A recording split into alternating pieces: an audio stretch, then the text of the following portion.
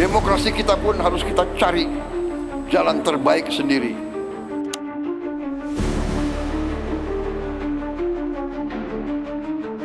Presiden Prabowo telah membaca peta busuk ini. Bagaimana siklus demokrasi 5 tahunan membuat kita masih miskin dan terus miskin. Pernahkah Anda merasa bahwa setiap 5 tahun sekali Anda itu seperti raja yang dipuja-puja, diberi kaos gratis, sembako, hingga envelope berisi 50.000 sampai dengan 100.000 rupiah, namun setelah itu Anda dilupakan selama 1825 hari ke depan? Jika iya, selamat. Anda adalah korban dari scam terbesar di abad ke-21 ini yang bernama demokrasi liberal. Teman-teman, rencana untuk mengembalikan pemilihan bupati dan wali kota ke DPRD bukan sekadar urusan teknis, melainkan sebuah operasi militer politik tahap pertama untuk menghancurkan mafia demokrasi yang telah merampok masa depan Indonesia selama ini. Karena itu, tolonglah dengarkan sampai akhir, simak bagaimana Prabowo sedang menyiapkan resep demokrasi untuk melawan cengkraman globalis dan oligarki politik yang selama ini membuat kita terus miskin. Demokrasi liberal yang dipaksakan Barat ke negara berkembang adalah sistem yang dirancang untuk menciptakan kekacauan internal di masyarakat yang sebagian besar masih berjuang melawan kemiskinan dan memiliki tingkat pendidikan yang rendah. Sistem ini berubah menjadi pasar gelap kekuasaan. Demokrasi liberal menekankan pada persaingan individual. Siapa yang paling populer, siapa yang paling kaya, dialah yang akan menang. Akibatnya, biaya politik melonjak sangat tinggi. Seorang calon bupati butuh puluhan hingga ratusan miliar untuk bisa memenangkan kompetisi. Memang saat itu habis bisa sampai 50 miliar gitu ya. Hanya untuk biaya pilkada saja, dan itu pun dia gagal gitu ya. Di sebuah partai itu satu calon bupati dan wali kota itu membutuhkan biaya mahar sekitar minimal 3 miliar. Bupati wali kota ya. Bupati wali kota, belum gubernur. Gubernur pasti lebih tinggi lagi. Iya, betul. Karena gaji pejabat tidak mungkin menutupi biaya itu, mereka mau tidak mau harus bersekongkol dengan oligarki dan pengusaha hitam. Nah, begitu pejabatnya berhasil menjabat, berhasil terpilih, sang pejabat wajib untuk membayar hutang dengan memberikan izin tambang, lahan, dan proyek kepada si pemilik modal. Hasilnya, rakyat tetap miskin, sumber daya alam kita dikuras asing, dan pada pemilu berikutnya, suara rakyat kembali bisa dibeli dengan harga murah karena mereka tetap miskin. Inilah cara sistematis untuk memastikan Indonesia dan rakyatnya tidak benar-benar merdeka. Amerika sering datang membawa bendera demokrasi dan hak asasi manusia, namun di balik itu mereka membawa agenda perampokan kekayaan alam secara legal maupun secara militer. Dan buktinya sudah banyak, teman-teman. Irak misalnya pada tahun 2003 dengan dalih senjata pemusnah massal dan menegakkan demokrasi, Irak dihancurkan. Hasilnya Saddam Hussein digulingkan, negara kacau balau sampai saat ini. Namun cadangan minyak Irak kini dikuasai oleh perusahaan-perusahaan Barat dan Amerika. Lalu ada Libya, teman-teman, menggulingkan Muammar Gaddafi demi kebebasan.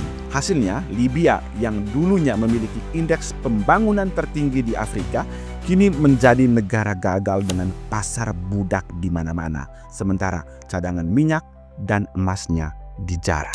Lalu di negara kita sendiri, teman-teman, Indonesia, Soekarno ditumbangkan dalam konspirasi tahun 65 demi emas di Papua. Ada juga Panama. Amerika menginvasi dengan alasan mengamankan demokrasi dari diktator, padahal target aslinya adalah mengamankan kendali atas terusan Panama, jalur perdagangan strategis di dunia. Demikian juga dengan penculikan Maduro di Venezuela yang ramai belakangan ini.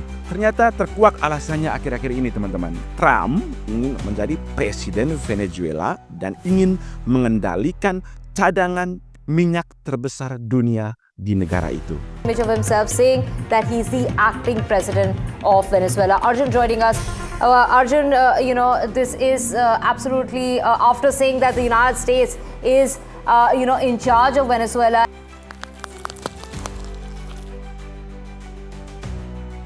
Di Indonesia, pilkada langsung telah melahirkan kelas penguasa baru, yakni oligarki partai politik. Mereka bukan pemimpin, melainkan pemburu rente. Sistem pemilihan langsung memaksa partai politik menjadi broker atau perantara modal. Karena butuh triliunan rupiah untuk menggerakkan mesin partai di seluruh Indonesia, mereka tidak lagi mencari kader terbaik yang pintar dan jujur, melainkan mencari siapa yang sanggup membayar mahar paling tinggi. Inilah mengapa kebijakan seringkali aneh, teman-teman. Pupuk langka tapi impor pangan jalan terus. Tanah rakyat digusur demi proyek yang tidak jelas manfaatnya. Itu semua adalah setoran kepada oligarki. Rakyat pun terjebak dalam siklus 5 tahunan kemiskinan yang terus dipelihara. Karena itulah saya membaca langkah yang diambil oleh Pak Prabowo untuk mengembalikan pemilihan bupati wali kota ke DPRD adalah taktik yang cerdik untuk memutuskan mata rantai biaya politik yang sangat mahal ini yang kemudian menjadi lingkaran setan bagi kemiskinan rakyat. Namun satu hal yang juga harus disadari oleh Pak Prabowo, bahwa DPRD justru bisa menjadi sarang baru, sarang penyamun baru jika tidak ada syarat mutlak yang dijalankan. Karena itulah secara pribadi pada kesempatan ini saya ingin mendesak Pak Prabowo. Yang pertama, revisi undang-undang partai politik. Sistem ini hanya bisa berjalan jika partai politik tidak lagi menjadi milik pribadi atau milik keluarga. Undang-undang parpol harus direvisi total. Kaderisasi parpol harus berbasis pada meritokrasi atau prestasi, bukan isi dompet, apalagi siapa yang paling dekat dengan ketua parpol. Orang pintar dan jujur harus bisa naik tanpa mahar. Yang kedua, syarat mutlak yang harus dilakukan oleh Pak Prabowo adalah revisi pendanaan partai politik. Prabowo harus memutuskan tali pusar antara partai politik dengan oligarki cukong. Negara wajib membiayai operasional parpol secara penuh, namun dengan audit yang sangat kejam. Jika ada Rp1 saja uang gelap masuk dari pengusaha hitam, partai tersebut wajib hukumnya untuk dibubarkan. Yang ketiga adalah kontrol penuh penegak hukum, dalam hal ini KPK dan Kejaksaan Agung. Pengawasan terhadap partai politik tidak boleh lagi setengah hati, teman-teman. KPK dan Kejaksaan Agung harus memiliki divisi khusus untuk memantau aliran dana partai setiap saat secara real time. Syarat mutlak yang terakhir adalah eksekusi transparan di DPR waktu pemilihan nanti. Saat proses pemilihan di DPRD berlangsung, tim dari KPK dan Kejaksaan Agung wajib hadir di ruangan. Tidak ada lagi lobi-lobi di hotel atau ruang gelap. Seluruh proses pemilihan harus disiarkan secara langsung atau live streaming agar rakyat tahu siapa yang memilih siapa dan apa alasannya. Jika ada indikasi suap, pelakunya langsung diringkus di tempat. Dan ini sebenarnya sejalan dengan program makan bergizi gratis, teman-teman. Orang cerdas tidak lagi dibohongi dengan janji manis demokrasi liberal atau disogok oleh sembako. MBG adalah fondasi kedaulatan manusia Indonesia. Jika politik berhasil dibersihkan dari cukong, maka ekonomi juga harus dibersihkan. Koperasi Merah Putih adalah wadah di mana rakyat menguasai alat produksinya sendiri. Rakyat tidak lagi menjadi penonton kekayaan alam yang dikeruk asing maupun oleh oligarki lokal, tapi menjadi pemain utama yang mandiri secara ekonomi. Yang jelas Presiden Prabowo ingin agar Indonesia segera keluar dari jebakan Batman globalis yang menginginkan kita tetap menjadi bangsa kacung. Dengan mereset demokrasi kembali ke sila keempat, Prabowo sedang menghancurkan mesin uang oligarki dan mafia demokrasi. Namun satu hal yang harus diingat, teman-teman, ini bukan sekadar tugas presiden. Kita sebagai rakyat harus mengawal revisi undang-undang parpol dan mendukung pengetatan kontrol oleh KPK serta Kejaksaan Agung.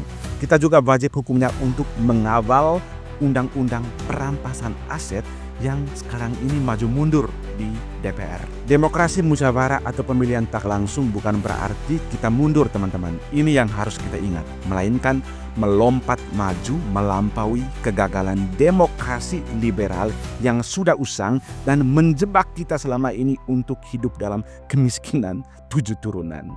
dunia saat ini juga terus bergerak ke arah multipolar, bukan lagi unipolar setelah perang kemerdekaan, di mana Amerika menjadi penguasa tunggal yang mengendalikan sistem dunia. Bukan lagi era perang dingin atau bipolar. Kita sekarang menuju multipolar, di mana semua negara punya kesetaraan dan berhak untuk maju. Dan bangsa yang memimpin adalah bangsa yang paling teguh memegang jati dirinya. Belajarlah dari Cina. Jangan biarkan Indonesia tetap menjadi pasar bagi Amerika atau Cina itu sendiri. Saatnya kita berdaulat, berdikari, dan berkepribadian. Jika teman-teman punya pandangan lain, silakan berbagi pendapat Anda di kolom komentar. Dan terima kasih sudah menonton sampai pada detik ini. Sampai jumpa pada konten selanjutnya.